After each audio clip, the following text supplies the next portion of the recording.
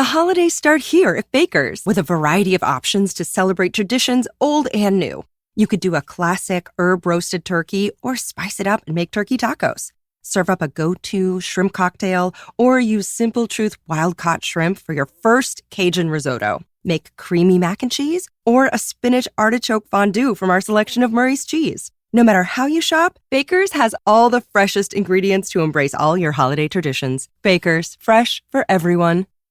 The holidays start here at Baker's with a variety of options to celebrate traditions old and new. You could do a classic herb-roasted turkey or spice it up and make turkey tacos. Serve up a go-to shrimp cocktail or use Simple Truth wild-caught shrimp for your first Cajun risotto. Make creamy mac and cheese or a spinach artichoke fondue from our selection of Murray's cheese. No matter how you shop, Baker's has all the freshest ingredients to embrace all your holiday traditions. Baker's, fresh for everyone. Time now for Edmund O'Brien as yours truly, Johnny Dollar.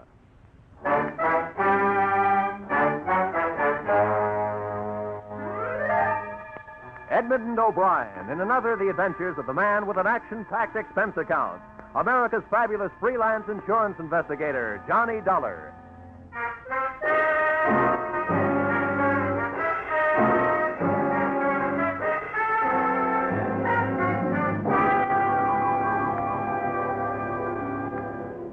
Expense account submitted by Special Investigator Johnny Dollar to Home Office, Intercontinental Marine Insurance Company, Hartford, Connecticut. The following is an accounting of my expenditures during my assignment aboard the SS Malay Trader, the ship with no port of call.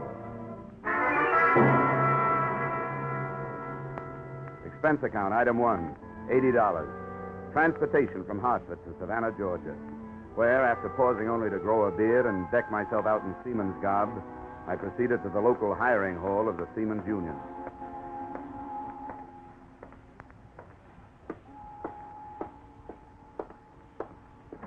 The Cape Lorenza, C2, sailing for the Panamanian line, bound for Rio de Janeiro, leaving tomorrow morning, 9 a.m. The call is for one baker, one galley boy, one carpenter, and 2 ABs. Cape Lorenza, C2. Yes, okay. All right, we'll put the call right through right away. Em, what is it? The name is Dollar. I'm signing on the Malay Trader. Ordinary seaman, special permit. Special, huh? Now, let me see now. Oh, yeah, here it is. Insurance deck, huh? Well, I'm glad to cooperate, Dollar. Thanks. Where do I find the ship? Pier 8. The directions will all be here on your assignment slip. What's the beef? A hot cargo? Well, maybe. When I find out, you can read about it in the papers. Okay, so you're not talking. That's your business. Here's your slip. Now, the best way to get there is to follow the railroad tracks past the warehouses right across the street.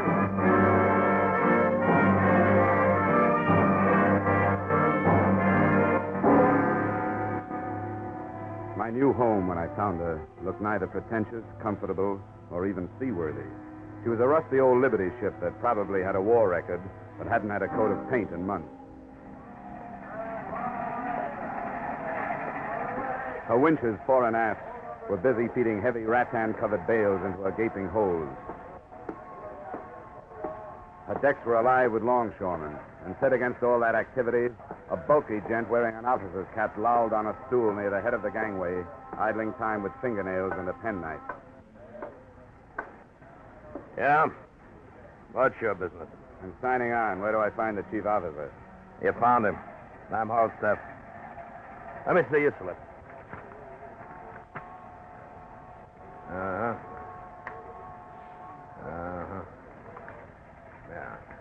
Okay, Dollar. You're on the 4 to 8 watch. Quarters of 3A. Just past the galley, then aft starboard side. Go up here, dear. You can sign later. Right.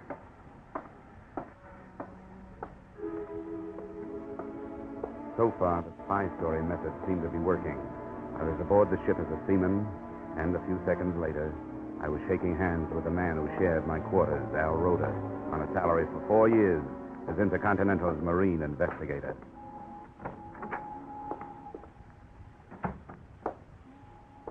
Johnny. Hi, Al. Hey, it's been a long time. How are you? I'm fine. Good to be working a case with you again. Hey, is it all right to talk in here? Yeah, but let's keep it down. I've been on this tub since it left Singapore, and nobody's on to me yet.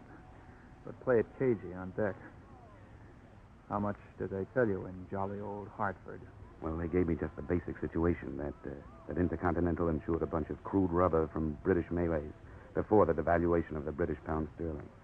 Half that, I understand, burned in a warehouse in Singapore. I bet, to the tune of over 100,000 insurance bucks.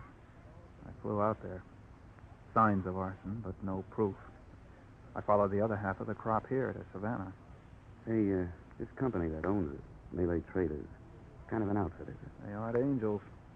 Been up against British customs a few times. Never nailed. They own their ships, and the branch here, headed by a Mr. Pila, imports basic commodities, like the rubber and minerals. Mm-hmm. Well, the point is that since this crude was insured before the British pound dropped, they can bring in more loot destroying it than they can selling it. Yeah, I guess that totals. And I take it the policy covers until they do sell, huh? That's it. I thought we were getting rid of it here. They packed it away in their warehouse, but then 3 days ago they started loading it aboard again. That's why you were sent down. What's the matter, Al? Don't you think the company trusts you? I guess they figure I need help. And they're right. Where do you think we're bound, Johnny? Well, my paper's at Corpus Christi. The scuttlebutt is that Corpus is just a stop. That we clear there for Mexico, Veracruz, where arson investigation isn't what it could be. After that operation in Singapore, what else would they Hold be... it. Hold it. Dollar, are you in there? Yeah? Hall staff.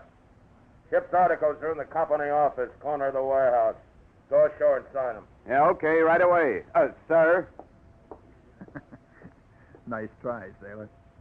Oh, and if you'll take a word of fatherly advice... Well, practically anything you say. Go ahead. That girl in the office, the Malayan half-caste, she's the boss's daughter. Ah, my. Oh, my. Is that for appreciation, or is it her name? Both. But save your dreams. The chief, our friend Halstaff, is as possessive as he's big. And you know something? I don't blame him.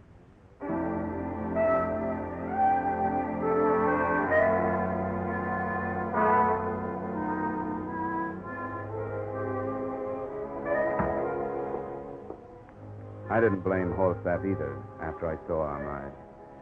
You could tell she had enough Occidental know-how to be proud of what the Oriental did to her looks. Ah, my, indeed. Good afternoon. Hello. I'm here to sign the articles. I'm the Malay trader. What, please, is your name? Dollar, Johnny Dollar. Dollar. Are you a very thrifty man, Mr. Dollar? Well, hardly. My name is usually the only one I have to my name. Your signature right here. I wish I was sailing with you. What? What did you say? That I wish I were sailing with you. I have begged with my father, but he will not let me go with him. Oh. Your father's going with us, huh? I didn't know that. I will beg some more. Once again, please, your name right here. You have nice hands, Mr. Dollar. Nice, huh? Now, why'd you say that? I see so many hands here on my desk, so I notice them. Some are big and lumpy. Some are short, some are dirty. In the steward's department, some are clean from dishwashing, but all wrinkly. I see. Well, I'd better get back to the ship. Thanks. Thank you. We hope that conditions during your voyage will meet with your approval, and that you will accept employment with Malay traders again.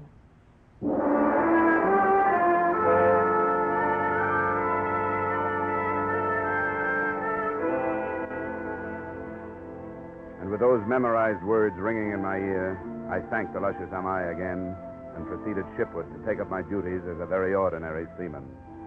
I hoped that her interest in my landlubber hands really stemmed from her unusual hobby and not from suspicion. And I wondered why Mr. Pila, her father, and the local head of the suspect company had decided to go with us. Had his doctor ordered a sea voyage for his health? Or did he want to enjoy in person the odor of burning rubber?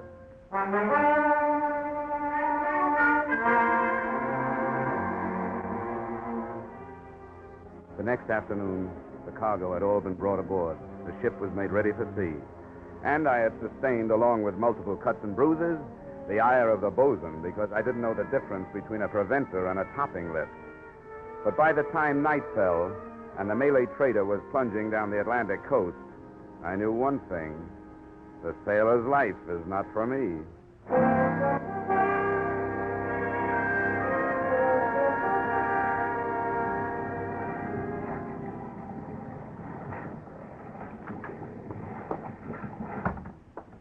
How'd you make out, Al? Well, nothing new. Scuttlebutt is still Vera Cruz, but there's something screwy about it, Johnny. You develop a nose after you've snooped as many ships as I have. There's something wrong aboard. What? Besides my seamanship. The old man? Yeah, a lot of little things. The course we're on for Florida Straits, the readings on the ballast gauges.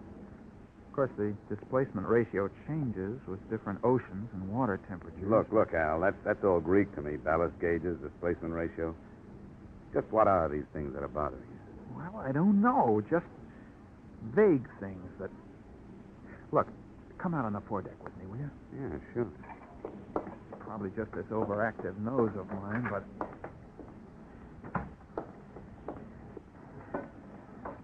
I want to get a look in one of these holes.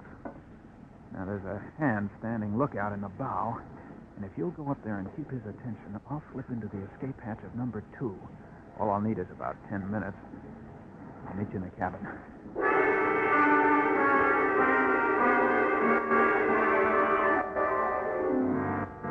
I made small talk with the lookout for 10 minutes, then started back towards the cabin. Suddenly, I heard a scuffle behind me. Hey, Al, is that you? Then I heard someone running, and I started after the disappearing figure. But I didn't get very far. I stumbled over Al Roda's body by the open hatch. And there was a stab wound in the back of his neck, just at the top of his spine. It was small enough to have been left there by a penknife. I didn't report to the chief's mate or the captain. I went over both their heads, and I pounded on the door of the owner, Mr. Peeler. Mr. Peeler? Yes. One moment. What is this? What does this mean? There's been a killing down on deck. What do you say? Killing? My watchmate, Al Roda. But this I will not believe. The captain or Mr. Halstaff, where are they?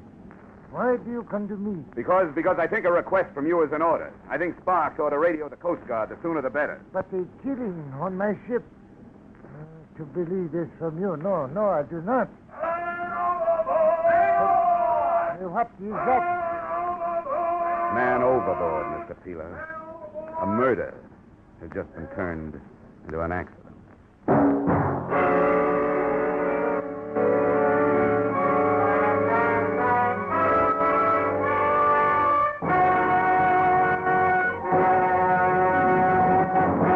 In just a moment, we return to the second act of Johnny Dollar. But first, Kitty Callan will join Vaughn Monroe's caravan along most of these same CBS stations this Saturday night. And on the CBS Gene Autry Show, the King of the Cowboys will bring you Ramona, When the Bloom is on the Sage, and many another Western favorites. The Vaughn Monroe Caravan and the Gene Autry Show are heard every Saturday night. Hear them tomorrow night in an hour of Top Pops and Sagebrush Symphonies. Now, with our star, Edmund O'Brien, we return to the second act of yours truly, Johnny Dollar.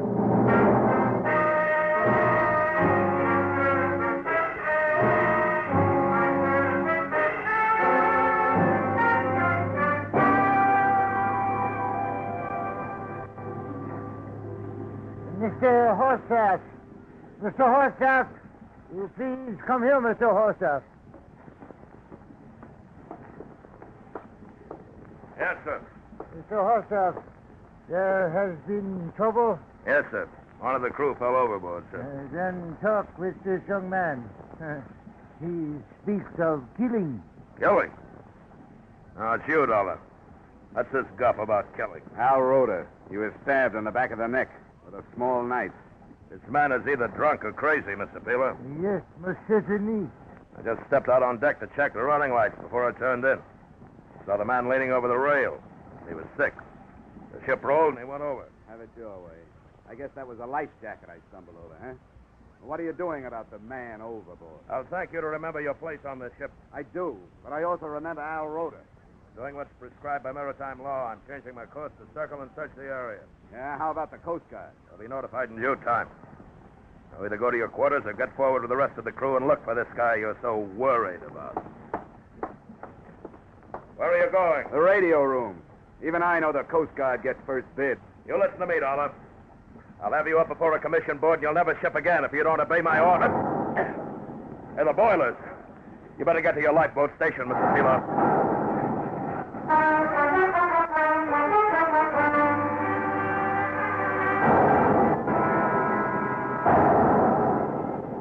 Every time an explosion lifted the Malay trader up off the water, it lifted my stomach up with it.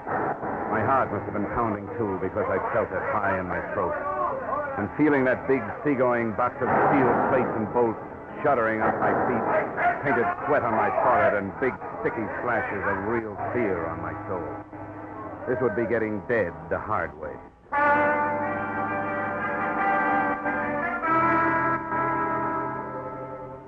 But finally, the quivering of the ship came to a stop, calming down my own vibrations as it faded.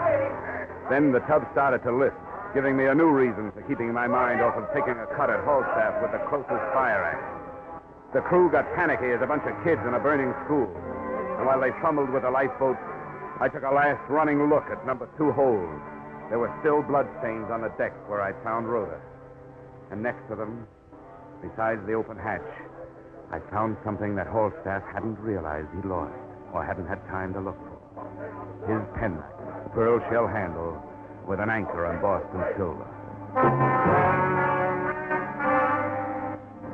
I pulled back the tarp further, moved a few of the sectional hatch covers, and got a look into the hold. There was enough light to see the cargo, and enough smoke curled out to tell me the explosion had not been in the boiler. Yeah, I had a fine case, except it was going down under my feet, and I'd end up with everything but proof.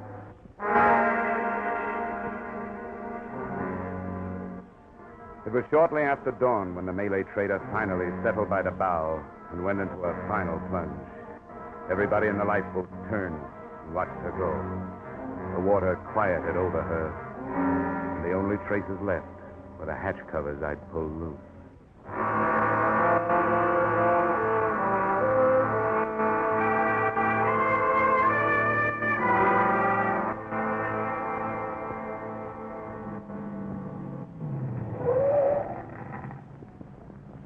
Here's the place, mister. Yeah, this is it.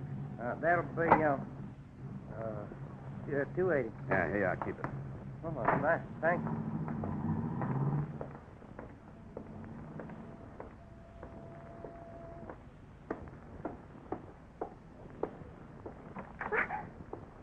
Who are you? Page 1 and 3, line 22. Ship's articles, you remember? Dollar. Oh, yes. But this newspaper, it says you're missing from shipwreck. Yeah. A guy'd have to be stupid or dead to be lost on a sinking like that. Everything was too convenient. Plenty of time to get the boats launched. Only 4 miles from shore. The paper says it. Yeah, they reported me missing because I didn't take time to report myself among the living. You see, I couldn't wait to get back to Savannah, get back to you and the king-size scheme cooked up in this office. Now, I'm not promising anything, but a quick signed statement might help you. I'll write it and you sign it. You talk about scheme. What statement is this? Oh, come on, stop it. Look, use the old sex pitch. Try to sell me that it'll be worth my while, but don't try to sell me innocent. But, darling, you think I know about something. Please, tell me what it is. Look, if you're bluffing, you can quit. I know that explosion on the ship was staged. Now, the next step is to try to collect the insurance on the rubber that was lost. And that's the step I'm supposed to start. Here. Here's my ID. I'm very sorry. I not understand. You are police? Yeah, in a way. In a way, I'm the police. And the real ones aren't far behind me. And you do not lie to me. Look, I wouldn't have any reason to. Is this true? I knew nothing about it. I, too, do not lie. Well, why did you think your father was taking this trip? I did not question. Neil told me he had a business in Corpus Christi.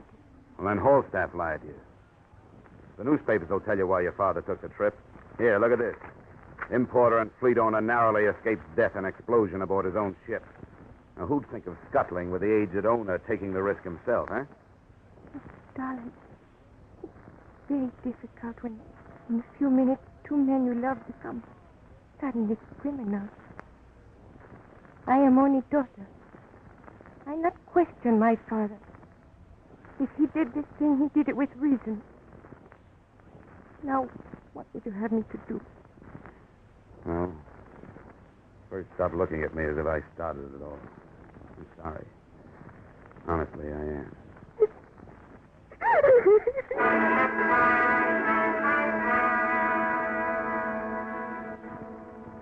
was clear to me now that she wasn't lying.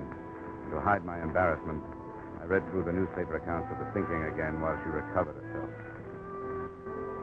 There were air photographs of the huge oil slick the sinking ship had left on the surface, the only reminder now that the hatch covers had drifted away. The lack of wreckage was mentioned in the stories, and I remembered Al Rhoda worrying about ballast and displacement. I looked up the number of a local chemist, and I made a phone call.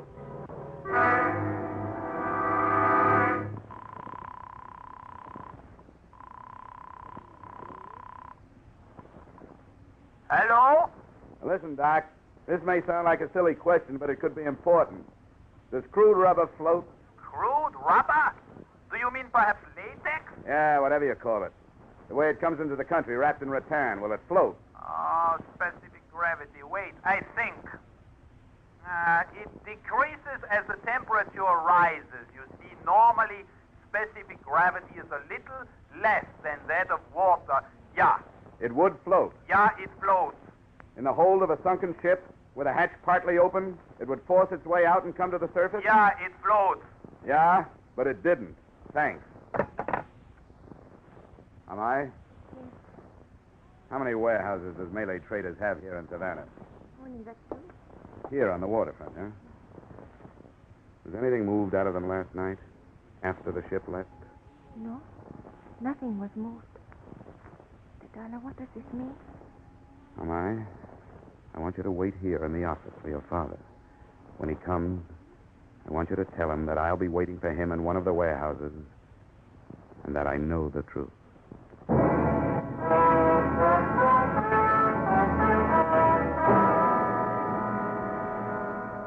The Malay Trader warehouses were closed for the day, but my foot in a window opened them. Both were stacked high with imported goods, and I picked my way through everything from lychee nuts to ivory back scratchers.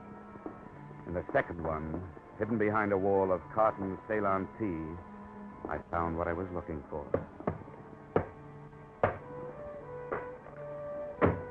They were unlabeled wood crates. I opened one, and the resilient mass inside was crude rubber, still on dry land and still insured. All right, Dollar, hold it. Hold what, Hallstaff? There's nothing left to hold. What do you mean by that? That for me, everything is finished, wound up. Time for the law. Unless you can make another switch with that rubber before they get here. You mean that rubber in the crate? Yeah. Been here for over a year. Ah, come on. Let's not waste time. You and Pila and I know there wasn't any rubber in number 2 hold. You saved it to sell after you got paid off for losing it. But I'll let the experts prove it. What expert? Oh, they got all kinds. You know, one group is going to nail you for murder. That's very funny. That's very funny. So is a penknife a funny murder weapon. But I found one on the Malay Trader on the deck near number 2 hold. So you've got a penknife, huh? Yeah. With a pearl handle and a silver anchor on it. You know, I guess at least 100 seamen would testify under oath that it's yours. I know I will. I only wish I could be 15 people when you hit the courtroom. The jury, the prosecuting attorney, the star witness, and the sentencing judge. Well, you won't see me in a courtroom. How do they execute down here, huh? Gallows, electric chair, gas chamber, what? Come on, tell me. Or do I have to look it up? They'll have to have more than they've got. They got plenty. All I have to do is match up the weapon with the wounds. Look, Dollar, I don't scare easy. I could make a confession, and it still wouldn't hold without a body. What do you mean without a body? They gotta have a body. Anyone knows that. You're getting ahead of yourself, Holstaff. Did I say they didn't have a body? Huh? Do you think those Coast Guard helicopter and blimp crews are blind? Keep going, Dollar. You think a guy who's been a Marine investigator as long as Al Roda had went around without figuring how to do his job even after he was dead? What are you talking about? What do you think he wore around his middle? A money belt or a life belt that would keep him afloat? You're stupid, Holster. Give me the knife, Dollar. It's not only a knife. It's Exhibit A, and the prosecution will want it. Give me the knife, Dollar. I'll kill you if I have to. You don't want to shoot me, Holstaff. How do you know I've got the knife with me? Huh? How do you know I haven't left it someplace with a note to the police? Stand still. Now get your hands off to the side. Now hold them there. All right, now keep your hands still. Now just turn around. Don't move.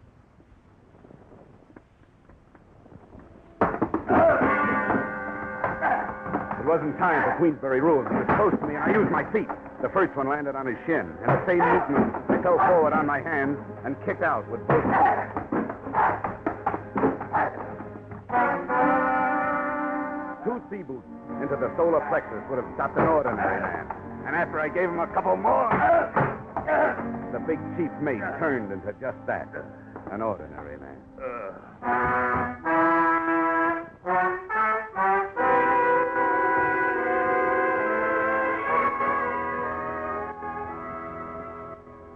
I turned Holstaff over to the police along with the murder weapon and the results of my blood.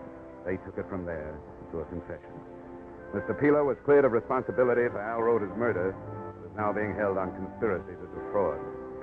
I hope, since the policy on the remaining cargo of rubber can now be canceled, Intercontinental is minimizing the monetary loss in Singapore.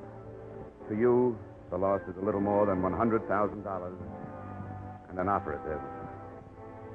I have lost a friend.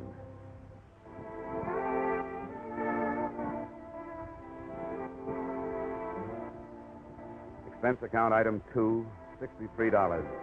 Getting my foot on a bar and my chin off my chest while waiting for a train to take me out of Savannah. Item 3, $80. Transportation Savannah to hospital. Item 4, $10. Public stenographer who took the dictation on this expense account. Item 5, entertainment. Same public stenographer who spent the evening proving that socially she didn't take dictation. Also that she was no good at making me forget what I want so badly to forget. The face of Al Roda. Expense account total? Skip it. This one is on me. Yours truly, Johnny Dollar.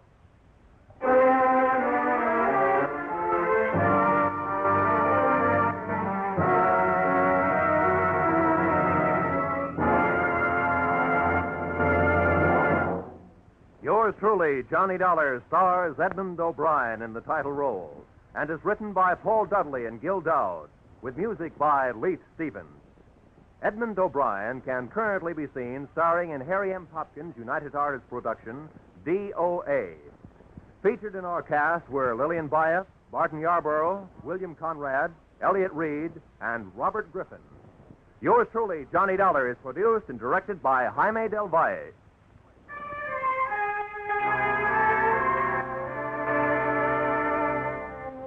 Join us again next week when Edmund O'Brien returns in another adventure of Yours truly, Johnny Dollar.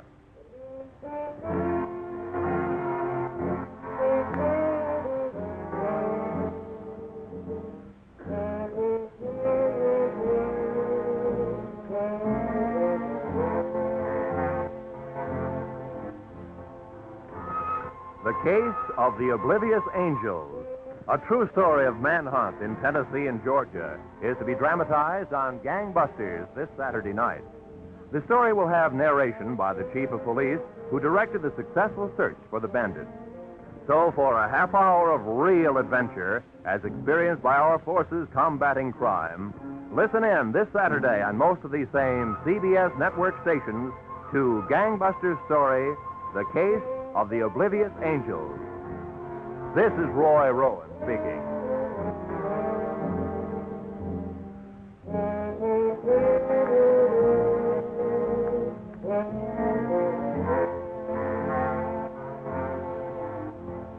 This is CBS, where yours truly, Johnny Dollar, meets adventure every Friday night. The Columbia Broadcasting System.